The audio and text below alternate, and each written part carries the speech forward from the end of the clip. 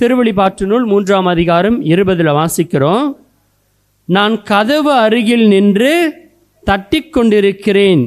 யாராவது என் குரலை கேட்டு கதவை திறந்தால் நான் உள்ளே சென்று அவர்களோடு உணவருந்துவேன், அவர்களும் என்னோடு உணவருந்துவார்கள். ஆண்டவர் கதவை தட்டிகிட்டே இருக்காரு நம்ம வீட்டுக்குள்ளே வர்றதுக்கு, நம்ம குடும்பத்துக்குள்ளே வர்றதுக்கு. ஆனால் அந்த கதவை திறந்து விடுவதற்கு தான் ஆட்கள் இல்லை, அந்த கதவை திறந்து விடுவதற்கு தான் குடும்பங்கள் இல்லை. குடும்பங்களை நம்ம நிறைய எல்லோரும் நம்ம ரொம்ப பிஸியாக இருக்கோம்.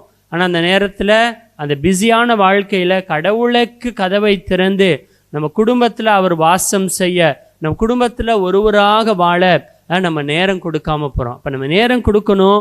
ஜெபிக்கும் பொழுது கடவுள் நம்மோடு இணைந்து நம்மோடு நம்ம குடும்பத்தில் இருக்கார்.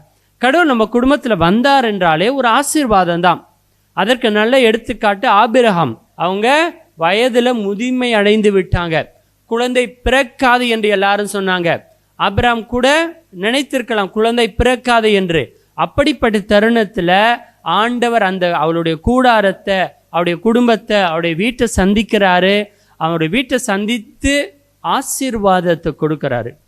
எவ்வாறு கானா ஒரு திருமணத்தில் ஆண்டவர் இயேசு சந்தித்து அங்கே தண்ணிய திராட்சரசமாக மாற்றினாரோ, அதே போல குழந்தை பாக்கியம் இல்லாமல் இருந்த ஆபிரகாம், சாரா இவர்களுக்கு ஆண்டவர் அந்த வீட்டுக்கு போனதுனால அந்த வீட்டில் ஒரு பெரிய அற்புதம் நடக்குது. அவர்களுக்கு குழந்தை பாக்கியத்தை கடவுள் கொடுக்கிறார். அதுதான் கடவுள் என்னுடைய வீட்டுக்கு வந்தா, கடவுளுடைய பிரசன்னம் என்னுடைய குடும்பத்தில் இருந்தா அதுதான் வல்லமையானது. இன்னொரு அருமையான எடுத்துக்காட்டு எம்மாவுஸ் சீடர்கள்.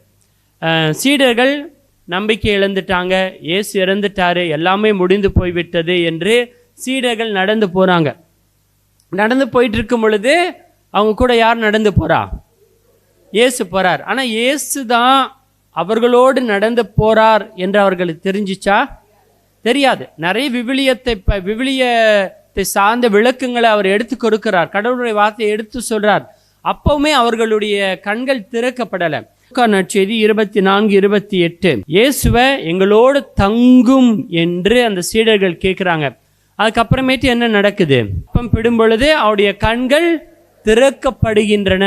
அப்போ நம்ம கண்கள் திறக்கப்படணும், நம்ம குடும்பத்தில் ஆசீர்வாதம் பிறக்கணும், கிடைக்கணும் அப்படின்னா சீடர்கள் சொன்னவாறு நம்ம என்ன சொன்னோம்? எங்களோடு தங்கும் ஆண்டவரே என்று சொல்லணும். ஒவ்வொரு நாளுமே நம்மளுடைய ஜெபம் இப்படி தான் இருக்கணும். ஆண்டவரே எங்களோடு தங்கும், என்னோடு தங்கும். ஏன்னா சில நேரம் ஆண்டவருடைய பிரசன்னத்தை நம்ம இழந்து விடுகிறோம்.